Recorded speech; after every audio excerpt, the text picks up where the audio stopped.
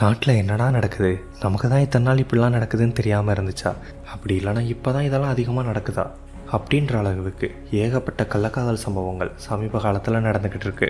சரி, காதலிக்கிறாங்க, காதலிச்சுட்டு போகிறாங்க.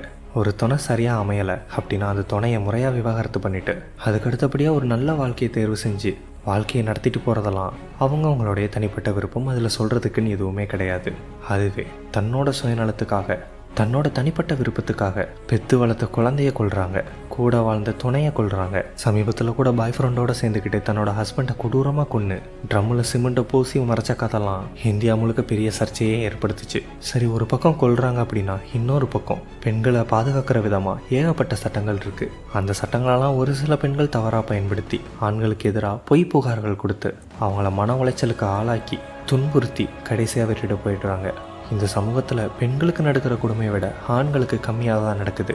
ஆனால் ஒரு சில கொடுமைகள்லாம் மனிதத்தன்மையற்ற செயலாக இருக்குது.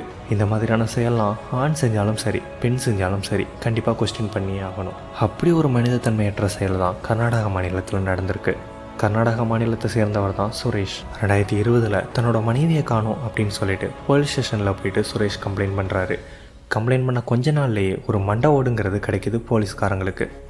என்ன ஏதுன்னு பெருசாக எந்த ஒரு விசாரணையும் நடத்தாமல் மனைவியை காணுன்னு ஒருத்தன் கம்ப்ளைண்ட் பண்ண வந்தானே, அவன் தான் இந்த பொண்ணை கொண்டிருப்பான், இது அந்த பொண்ணோட மண்டை ஓடு தான் அப்படின்னு சந்தேகத்தின் பேரில் அவரை அரெஸ்ட் பண்ணி முறையாக விசாரணை நடத்தாமல் சார்ஜ் ஷீட்லாம் ஃபைல் பண்ணி அவரை ஜெயிலில் அடைக்கிறாங்க.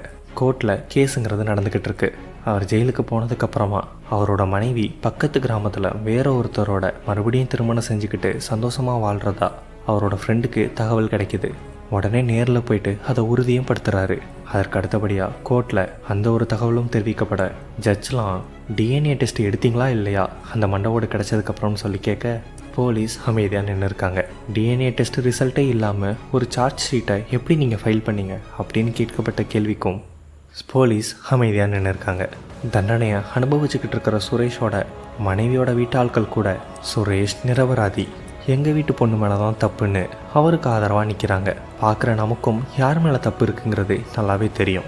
ஆனால் இந்த சிஸ்டமை பொறுத்த வரைக்கும் அதுக்குன்னு ஒரு ப்ரொசீஜர் இருக்குது. அந்த ப்ரொசீஜர் படி தானே எல்லாமே நடக்கணும் அப்படின்ற மாதிரி போக கிட்டத்தட்ட 1.5 வருஷம் தப்பே பண்ணாத தப்புக்கு ஜெயில் தண்டனை அனுபவிச்சிருக்கிறாரு சுரேஷ். சரி, ஜெயிலிருந்து வெளியில் வந்தாச்சு, பண்ணாத தப்புக்கு அவருக்குன்னு ஏதாச்சும் ஒரு நிவாரண தொகை கிடைக்கணும். ஆனால் அதுக்கான கேஸும் இப்போ கோர்ட்டில் நடந்துக்கிட்டு இருக்கு. பண்ணாத தப்புக்கு ஒரு மனுஷன் தண்டனை அனுபவிச்சுட்டு வெளியில் வந்திருக்கிறான். அவனுக்கு கிடைக்க வேண்டிய உரிமைகள்ங்கிறது கிடைக்கப்படணும். அதுக்கு கூட ஒரு சட்ட போராட்டம் நடத்தணும் அப்படிங்கிறது என்ன மாதிரியான வேதனையை கொடுக்குங்கிறத நினச்சி பார்த்துக்கோங்க.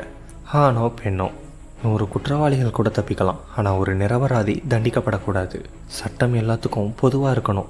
அதுவும் இந்த மாதிரியான மனிதத்தன்மையற்ற செயல்கள்லாம் கண்டிப்பாக 2 பேருக்கும் பொதுவானதாக தான் இருக்கணும்.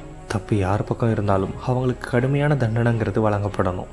ஒரு பொண்ணுனாலே இப்படித்தான், ஒரு ஆண்னாலே இப்படித்தான் அப்படின்னு ஜட்ஜ் பண்ணாமல் யாராக இருந்தாலும் முறையான இன்வெஸ்டிகேஷன் நடத்தி யார் மேலே தப்புங்கிறத எவிடன்ஸ் மூலமாக ப்ரூஃப் பண்ணி அவசரமாக ஒரு கேஸை முடிக்காமல் முறைப்படி நடத்தி நிரபராதிக்கு ஆதரவாக இருக்கிறது தான் சரியான விஷயமா இருக்கும். அதுதான் இந்த மாதிரியான தப்பை மறுபடியும் நடக்காமல் தடுக்கும்.